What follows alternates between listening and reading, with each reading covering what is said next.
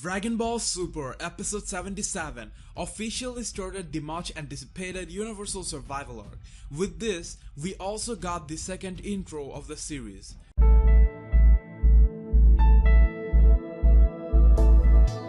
How good was the intro? It was so good that it got more attention than the entire episode 77. I think it's one of the best opening in the history of Dragon Ball, and in this video I will break down the second opening of DBS frame by frame.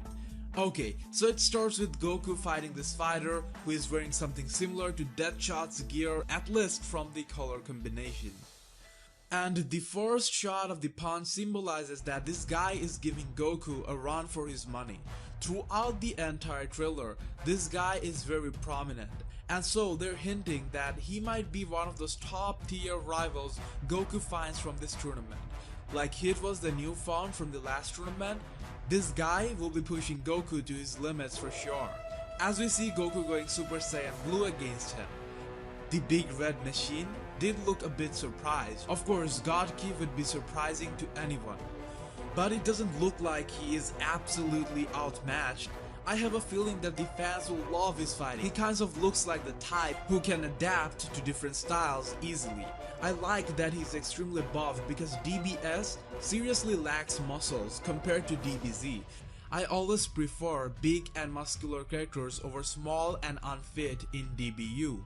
This uniform-like thing he's wearing looks quite similar to the ones we see the characters wear in the Incredible movie. What I like about this, let's call him the Red Warrior for now, he looks very refreshing. It's almost like he's from another fictional verse.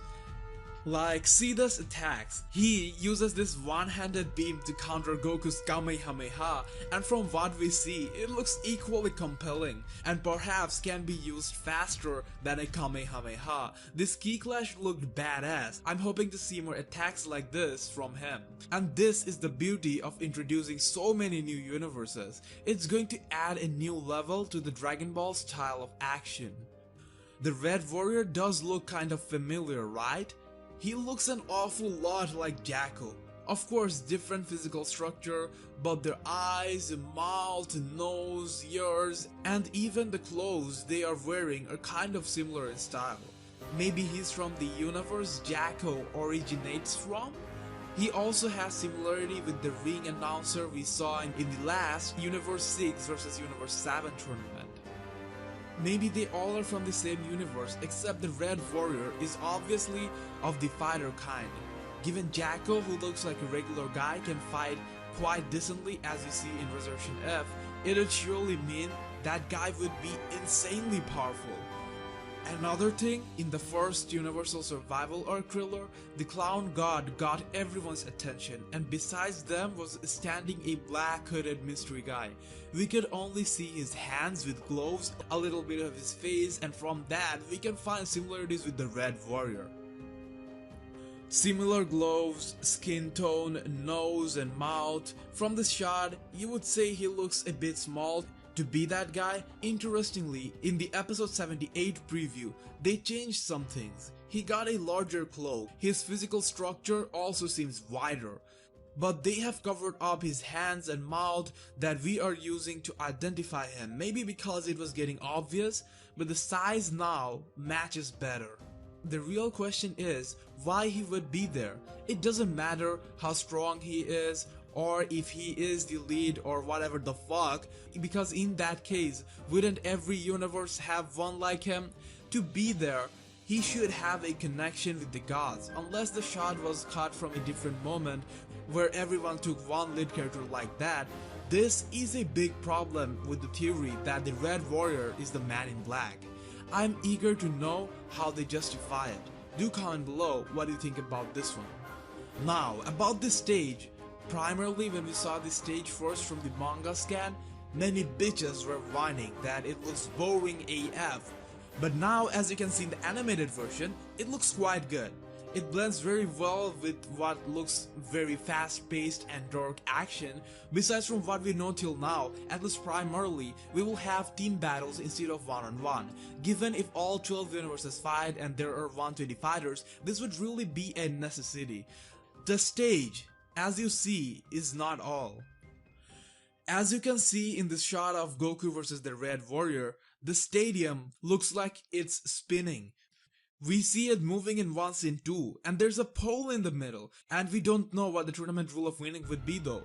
Gravity might be a factor too, maybe to keep the fights in control, the gravity will be higher. The way the battlefield is structured, that might be possible. In this scene, we see Vegeta training in the gravity chamber with extra weights on. Maybe the gravity will be announced soon, and thus Vegeta is taking it to the next level. If you don't know already, there would be a pre-tournament match as Omni King wants to see U7 fight. Gohan looks serious in this shot. He is with Piccolo and must have trained. And am I the only one who would pay to not see that jacket ever again? Will Gohan's training with Piccolo be enough? I really do think Piccolo is the perfect trainer for Gohan, and that he should keep training with him. But with the destructive tournament ahead, I believe it would be cool if he learned a few new things from Whis and then continue training with Piccolo. Gohan looks like he's transforming into his mystic form, and then there's this blue sparkle. This could be hinting a new transformation. Even though many fans want to see Gohan go Super Saiyan Blue, I think he should get something unique. Maybe he could advance with his mystic form further. In that case, another visit to the Kaioshin realm wouldn't be that bad. Let's not forget, the mystic form is also extremely powerful. Gohan is said to be the strongest non-fused character in Dragon Ball Z for that.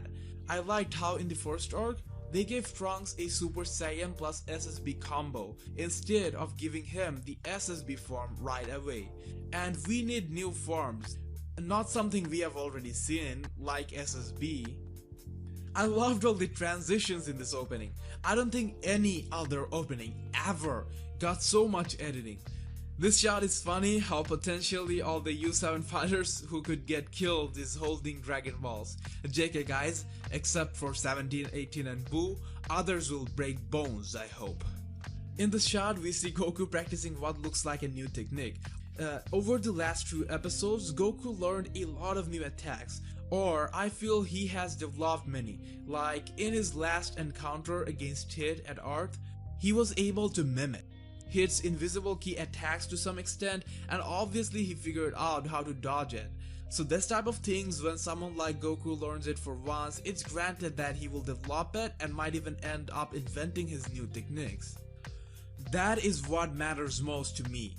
A new set of new attacks for Goku, hoping to get the best surprise from the best there.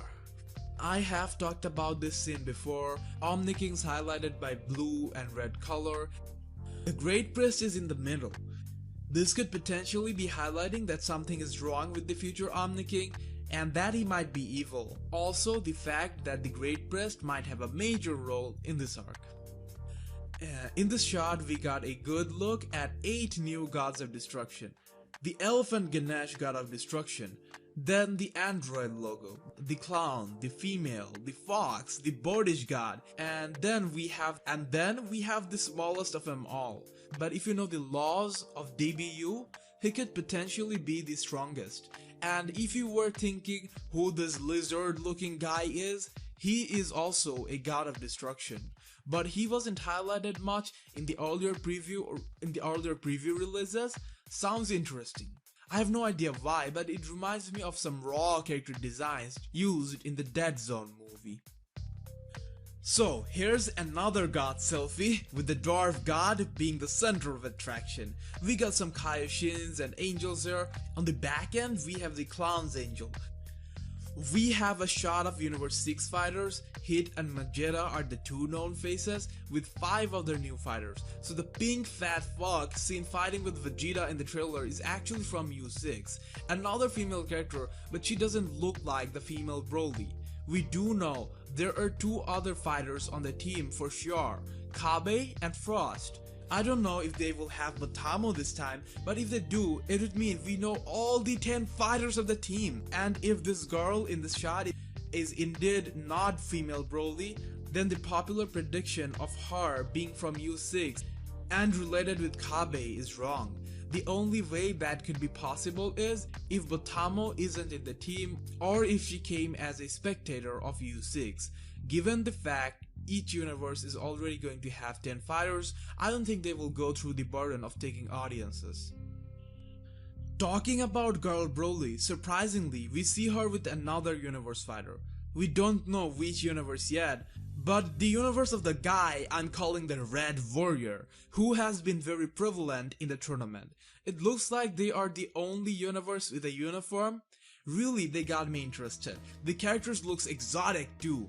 This guy reminds me of General Tao. This has got a lot of attention. The character on the absolute left looks absolutely like Beerus. You can tell he's not, but they are from the same race apparently.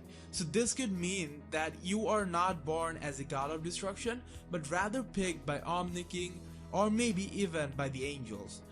As Whis did pick up Vegeta to train so that he could become a god of destruction. So it's evident that being born as one isn't mandatory. So maybe this is just another guy from the race of Beerus who is very strong. So now back to Girl Broly, it feels a bit weird to know she isn't from U6 as she is so similar looking to Kabe and even her costume is kind of similar to Kabe. Noticeable factor, we have seen Girl Broly but she wasn't wearing this uniform. Maybe not all fighters wear this uniform of that universe, maybe a group got picked who has that, just a small theory. Do you think this uniformed guys are shapeshifters or can take other forms, like maybe that's why one looks like Beerus and the other like Girl Broly? What do you think about these red guys overall? Last one, this scene where Goku has this kind of light reddish aura around him, many fans are speculating that this could be hinting a new transformation, but if you notice, it looks as if Goku is breaking out of it. Not sure what's happening, but that aura looks same as the aura of the Red Warrior. Could it be one of those moments when Goku mocks the opponent by kind of countering them with their own moves? Don't know, could be a Kaioken combination too, let's see. Guys, if you are a regular follower of my channel, I'm requesting you to subscribe to our channel Dragon Ball Fanverse. There will be post updates faster and shorter. If you want DBS updates but don't have enough time, this is one channel you must be connected with. You can also find Dragon Ball Fanverse on Facebook simply by searching for it. See you in the next Dragon Ball Super video.